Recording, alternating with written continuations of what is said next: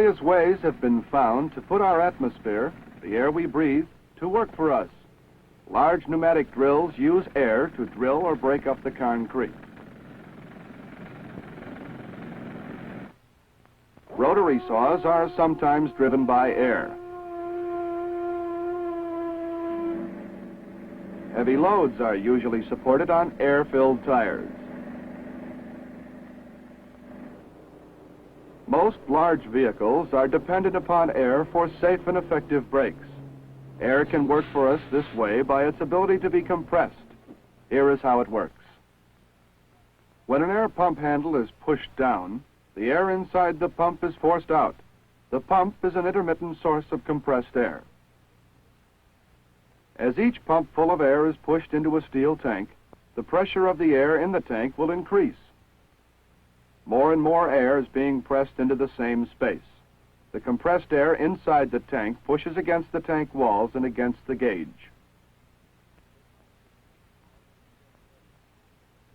The tank is a reservoir of compressed air. Even if the pump stops, the tank can deliver an even flow of air by adjusting the petcock.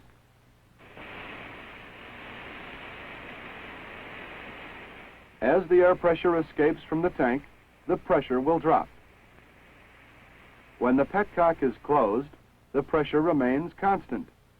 In this case, 25 pounds per square inch, the usual pressure in an automobile tire. This pressure can best be appreciated by showing its equivalent in weight, as demonstrated with this piston and cylinder sketch. 25 pounds per square inch of air pressure is exerting enough force on the bottom of the piston to support a total weight of 314 pounds. Now, 90 pounds per square inch is the pressure at which air brakes operate.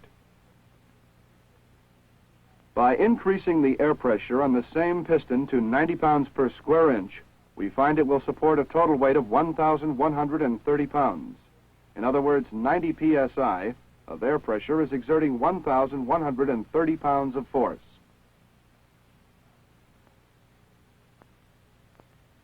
How can this force be put to work? Let's insert a heavy rubber balloon into this plastic container and attach it to the wheel braking mechanism. What we're going to do is to blow up the balloon so that we can actually see the air pressure, the balloon, pressing against the linkage.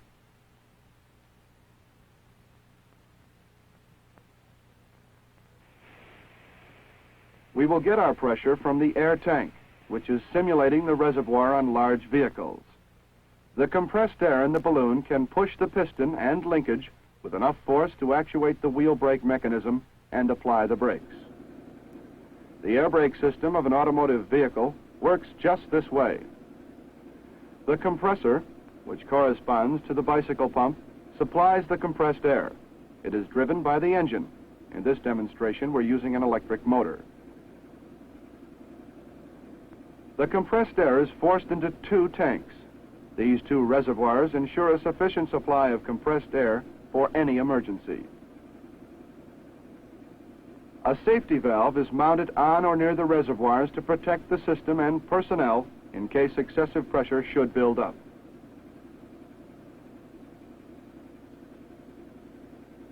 Compressed air from the reservoirs goes to the brake valve, which is operated by the foot pedal. This is the brake valve, which is activated by the foot pedal. When the valve opens, air is permitted to rush from the reservoirs through the brake lines into the front and rear brake chambers located close to the wheels. Each brake chamber does the same job as demonstrated by the rubber balloon.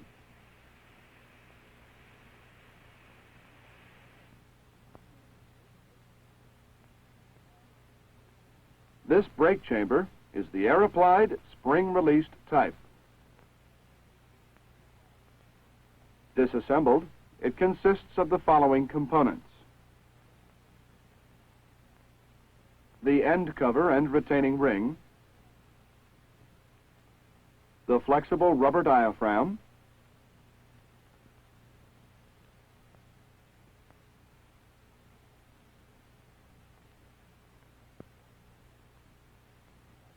the piston or plate, and push rod.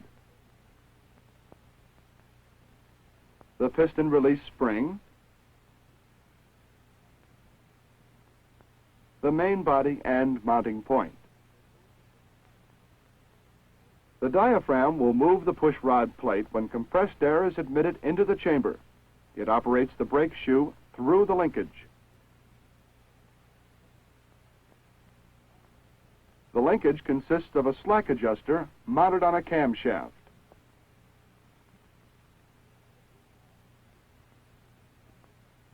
And a push rod, which is connected to the slack adjuster with a pin. On the other end of the camshaft is the cam itself. When the push rod moves forward, it forces the slack adjuster to rotate the cam. This action spreads the brake shoes against the brake drum and stops the wheels. When the brakes are released, the compressed air in the brake chambers is allowed to escape through the brake valve.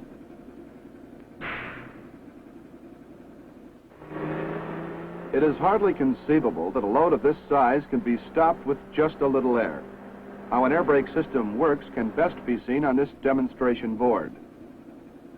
Air enters the system through the air breather on the compressor. The air breather ensures that only clean air enters. The compressor is similar to an internal combustion engine. Most compressors contain 2 cylinders, in each of which a piston is moved up and down by a crankshaft. The holes in the cylinder walls are the air intake ports. The piston serves as the inlet valve by opening the inlet ports to draw fresh air into the cylinder as it nears the bottom of its downward stroke.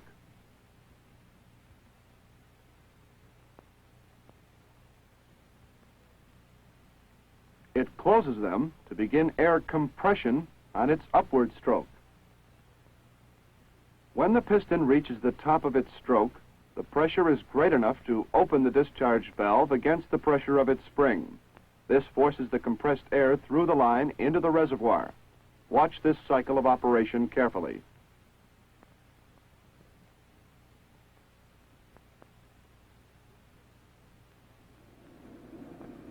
Since the compressor is operating continuously, when the engine is running, some means must be provided to prevent excessive pressure from building up in the reservoirs and to relieve the compressor of the strain of continuously pumping under load.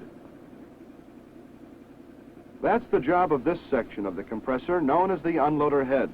It is controlled by a governor. The governor is connected between the main compressed air system and the unloader head of the compressor. The governor can be set to operate at a wide range of pressures simply by turning this adjusting screw. The usual maximum is about 105 pounds per square inch. Let's look at a cutaway view of a typical governor. The main component is a 2-way piston. This piston incorporates 2 valves, an inlet and an exhaust valve. The inlet valve is held closed by a spring and guide. Let's see how it operates. When the engine is started, air pressure from the reservoir increases in the system. You'll notice this air pressure is blocked by a spring-loaded valve. As the pressure increases and reaches the governor setting, or 105 psi, it overcomes the spring tension and moves the piston. 2 valves are operated by this piston movement. The exhaust valve is seated, closing the exhaust port. Simultaneously, the inlet valve is unseated and opened, allowing air pressure from the reservoir to move through the inlet port and around the piston and into the unloader head. This opens the unloader valves through their linkage.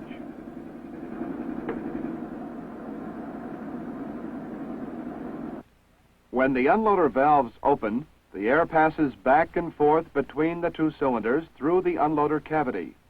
Not enough pressure can be built up to open the discharge valve against the force of its spring. Air can no longer be forced into the reservoir.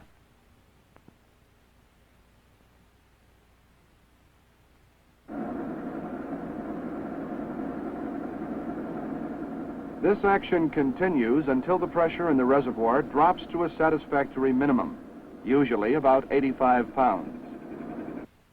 When this happens, the governor piston returns to its original position. This forces the inlet valve closed and cuts off the unloader head from the reservoir pressure. Simultaneously, the exhaust valve opens, allowing the trapped air to escape through the exhaust port.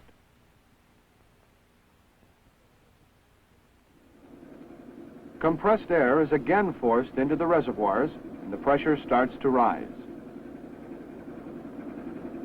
As you can see, there are two reservoirs in this air brake system. During compression, the air is heated. As it flows through the lines into the reservoir, the air becomes cool and its moisture condenses out into water. The first reservoir is called the number 1, or wet reservoir. It is mainly used as a moisture trap in which nearly all the water can be collected and drained away when necessary.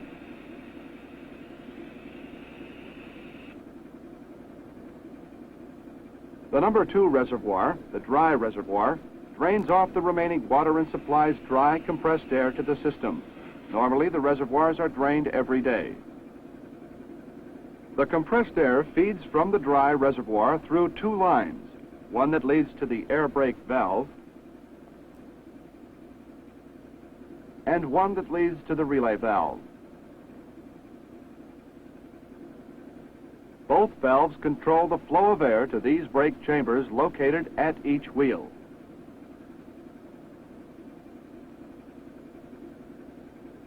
The air brake valve is connected to the brake pedal. The air brake valve, the heart of the air brake system, meters the required air pressure equally to all brake lines and chambers. This is a plastic mock-up of the air brake valve, sometimes called the brake apply valve. Let's disassemble it and find out how it works. The valve is operated by this plunger pushing against a pressure regulating spring assembly.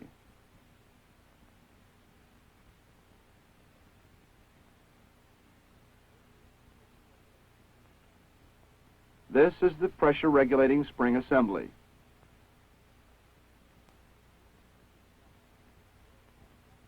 The spring pushes down on this airtight diaphragm. The diaphragm operates the rocker below it. This, in turn, operates two valves, the intake valve and the exhaust valve. When the brake is applied, air from the reservoir enters the intake valve. The exhaust valve permits the air to escape when the brakes are released. Let's stand it up now and look at a sketch of the action. When we press down on the brake pedal, the pressure regulating spring assembly forces the diaphragm down. This pushes down on the middle of the rocker arm, forcing it down. As the rocker arm moves down, it pushes against the tops of the two valves. Because the spring of the exhaust valve is weaker than the spring of the intake valve, the exhaust valve moves down first. This closes the exhaust port. As soon as the exhaust port is closed, the rocker arm pushes against the intake valve until it opens and compressed air rushes in from the reservoir. The compressed air can't escape through the exhaust port because it is closed. It takes the only other route open, through the brake lines to the brake chambers. The pressure in the brake chambers and the air lines becomes the same as the pressure under the diaphragm. Compressed air flows from the reservoir into the valve chamber until the force of the air pushing under the diaphragm becomes just a shade greater than the force of the spring assembly pushing down on the diaphragm. This forces the diaphragm up slightly.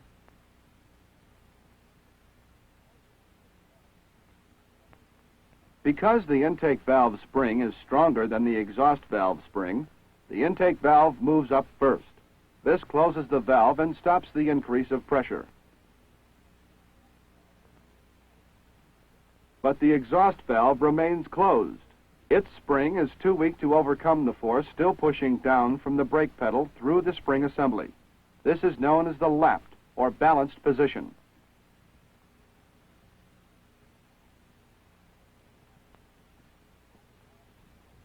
In the lapped position, both valves are closed. As long as the driver's foot pushes with the same force on the brake pedal, the brake valve will remain in the lapped position, and the pressure on the brakes will remain constant. If the brake pedal is now pushed down further, the valve will come to another lapped position, with a greater air pressure under the diaphragm and on the brakes. If the brake pedal is released a little, the exhaust valve will be allowed to open until the valve comes to still another lapped position. This results in a lower air pressure to the wheels. When the foot is taken off the brake pedal, the spring assembly is no longer pushed down upon the diaphragm and the rocker arm. The exhaust valve opens, allowing the air in the brake chambers and under the diaphragm to escape to the outside.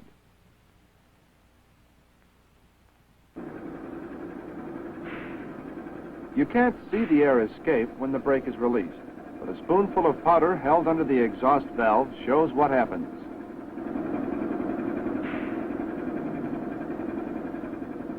The front brake chambers are so far from the brake valve that the brakes will drag while the air is escaping through this long route. To prevent this drag, a quick release valve is used. This valve is located close to the front brake chambers and allows the air to escape much faster. When the brake pedal is pushed down, air rushes in from the brake valve, pushing the diaphragm down. When the diaphragm moves down, it cuts off the air escape to the outside. The compressed air surges through the two side ports, each of which leads to the brake chambers. When the pressure above and below the diaphragm is equal, the spring closes the inlet port. The center of the diaphragm keeps the exhaust port closed. This is the balanced or lapped position.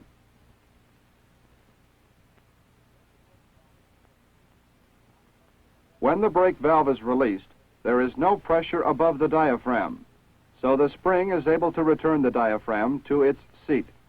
This blocks off the passage back to the brake valve, but opens up a shortcut that leads directly to the outside.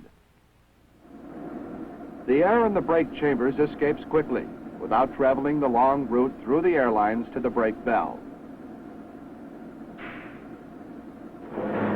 On long wheelbase tractor trailers, the front brake chambers are close to the brake valve. The rear brake chambers are a long distance away. Yet the rear brakes must be applied at the same time as the front brakes and must release as quickly. The relay valve provides quick response for the rear wheels. It provides a direct compressed air feed from the dry reservoir to the relay valve and then to the rear brake chambers. This air feed is regulated through the control air line by the brake valve. Here is the action that takes place. When the brake valve operates, air under pressure is delivered through the line to the relay valve.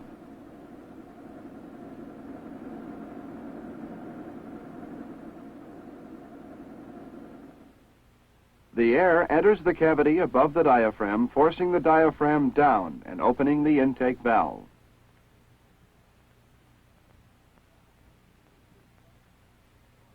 Simultaneously, the exhaust passage is closed, preventing the air from escaping. Instead, it rushes through the side ports into the rear brake chambers. As soon as the air pressure above the diaphragm is equalized by the brake chamber air pressure, the diaphragm is raised into its lapped position, maintaining the same pressure in the rear brake chambers that is maintained in the front brake chambers. Each time more pressure is applied or pressure released, a new lapped position is reached.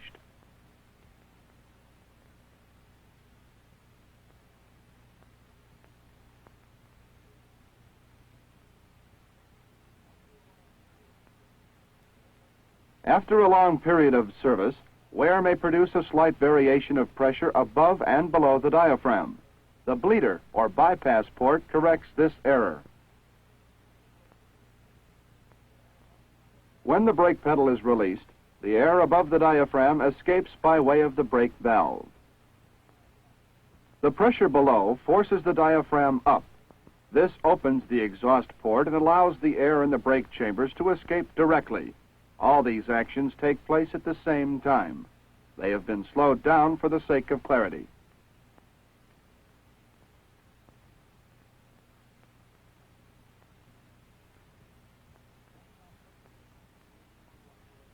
Watch how quickly this happens in normal operation. When the brake pedal is released, the air from the rear brake chambers escapes through the relay valve.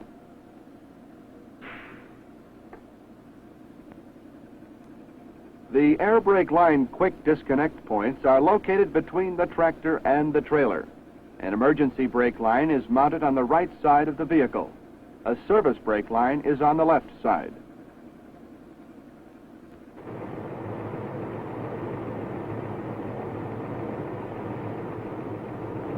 When the trailer is separated from its tractor, or when the units are coupled and the air supply disconnected, safety brakes are automatically applied to the trailer wheels. As long as there is air pressure in the trailer reservoir, this safety feature prevents the trailer wheels from rolling.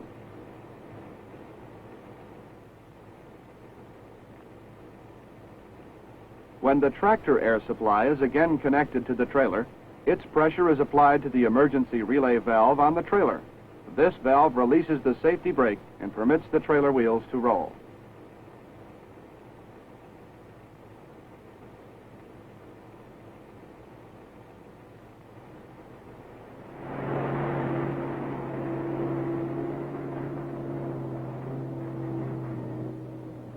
Now let's see how each unit of the air brake system is mounted on this tractor trailer.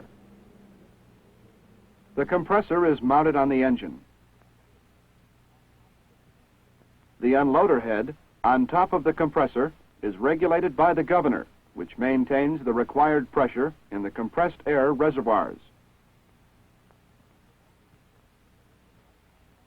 On the back of the tractor, the reservoirs are mounted on the chassis.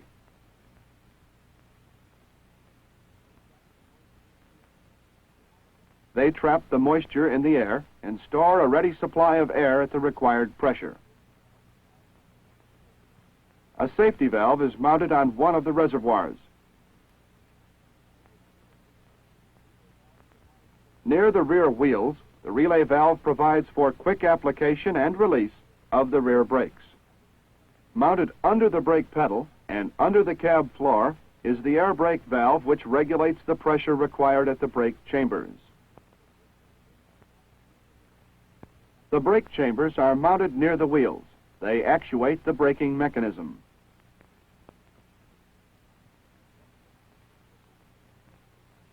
Located between the front wheels is the quick release valve.